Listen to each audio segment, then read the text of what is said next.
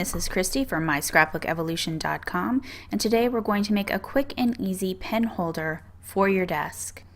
Select a container that will fit your pens, and then you're going to want to cover up the packaging label.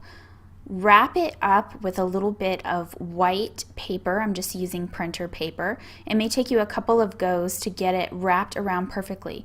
Start by wrapping it towards the top where the lid goes. Of course, do this with the lid off. Don't worry if it's a little bit too long. We're going to take care of that in just a moment. Make sure the lid fits back on, then trim any excess paper away, and then come to the bottom and cut some tabs. You're going to be able to add a little adhesive and fold those over to make a nice round cylinder shape for your pen holder.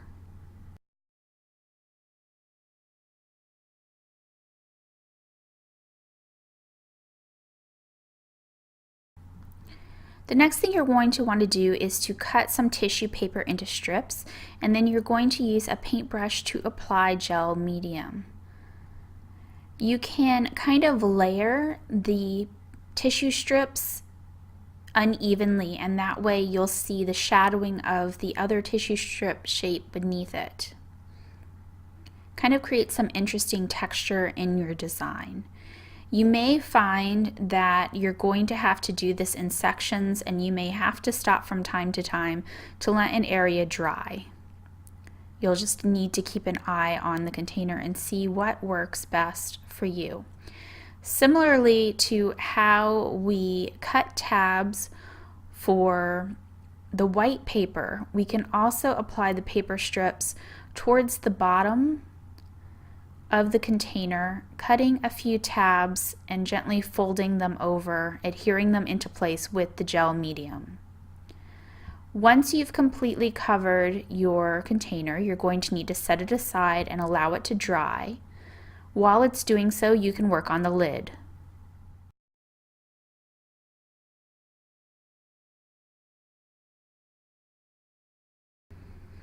Look around and see if you have something about the size of the lid so that you can draw a circle and cover a portion of it in the center. Get a stencil if you don't want to freehand draw your design. I'm using one by Stencil Girl Products, and I'm using some Posco paint markers. They have a fine tip, so they work really well with the stencil. Sometimes when you use the paint markers, you may get a little bit of extra paint, and you can just kind of then dip your brush into that excess paint wherever that is in the design. Or I should say dip the marker tip in it, and then just use that to continue the design elsewhere.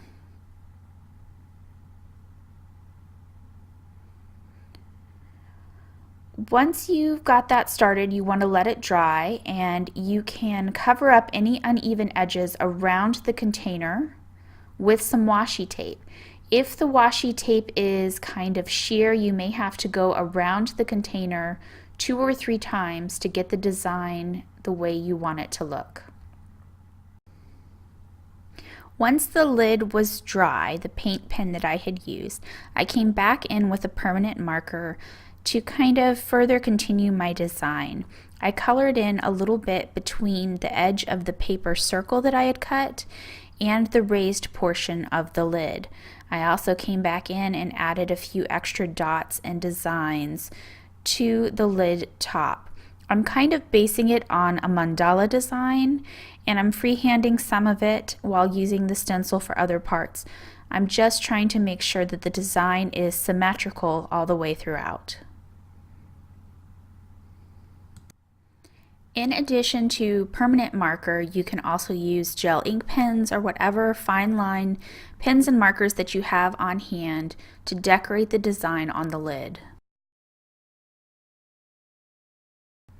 Now the next step is optional, but I felt like I kind of needed something on the side of the container, so I used a circle punch, which gave me a little bit of difficulty at first, to cut a circle to use as a label on the side. Once I made sure that it fit the way that I wanted it to, I used a little bit of gel medium to glue it down onto the container.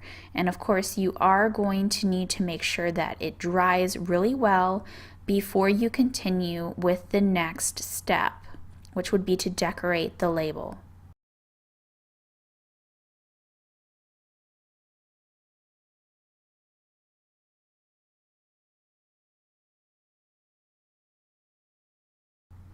I decided that I needed a little bit of the blue from the lid, so I used a paint pen to carry that down into the label, and I just wrote the word pins.